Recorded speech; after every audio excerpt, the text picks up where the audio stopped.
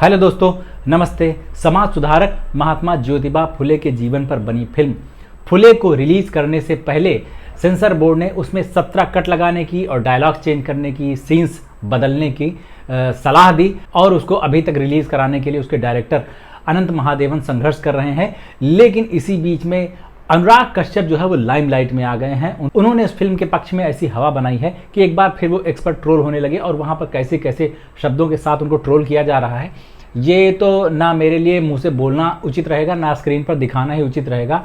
लेकिन हाँ, अनुराग कश्यप ने जो लिखा अपने इंस्टाग्राम पोस्ट पर एक कमेंट, वो दिखाना ज़रूरी है, जिस पर उनकी ट्रोलिंग ज़ोर शोर से होने लगी। उसमें उन्होंने कुछ सुसु ब्राह्मण टाइप की बात लिखी थी, तो उसके बाद इतना ज़्यादा आउटरीच बढ़ गया कि अब लोग महाराष्ट्र के सीएम देवेंद्र फडणवीस से उनको गिरफ्तार करने की मांग भी करने लगे हैं। विवाद यहाँ से शुरू हुआ था कि अनुराग कश्यप काफ़ी दुखी थे सेंसर बोर्ड की इस कटौती छटौती वाली मानसिकता को लेके, और उन्होंने लिखा कि धड़क मूवी की जब स्क्रीनिंग थी तभी बताया गया कि भारत सरकार ने जाति व्यवस्था पूरी तरह से भारत में ख़त्म कर दी है, इसलिए इसको इस तरह से रिलीज़ करना ठीक ही नहीं है।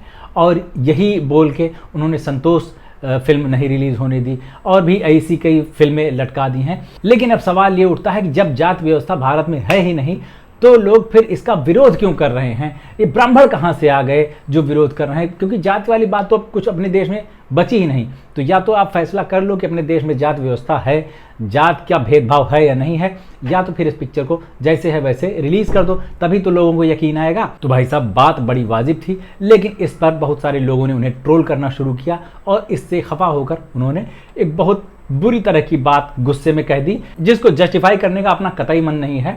और प्रॉब्लम ये भी है कि जैसे ही आप जो बात कह रहे हैं वो जब गिरते ही गाली वाली या ऐसी असभ्य भाषा वाली चीज़ पर जाती है ना, तो डिबेट जहाँ से शुरू हुई है उसको छोड़ के फिर उस एक पर्टिकुलर शब्द पर होने लगती है। आपने कितनी बढ़िया सी बात उठाई जाति व्यवस्था को लेकर, और उसके बाद अब उस पर कोई बात ही नहीं करेगा, अब उस पर सब कोई बात करेगा। ये पेशाब वाली बात कहाँ से आ गई भाई साहब? हो सकता है कि इसके बाद कोई खाली बैठा वकील अचानक आए और इनके खिलाफ कहीं दूर दराज इलाके में कोई केस दर्ज करा दे और फिर अनुराग कश्यप को वहाँ के चक्कर लगाने पड़ जाएं। तो जो इस समय बताते हैं कि मैं शाहरुख खान से ज़्यादा बिजी हूँ इस समय, और वो सरकाज़्म नहीं था, क्योंकि वो बताया कि मुझे ज़्यादा काम करना पड़ता है, तो वो और ज़्यादा बिजी हो जाएंगे, क्योंकि फिर इनको इधर उधर जाके पैरवी भी करनी पड़ेगी इतने मुकदमे की।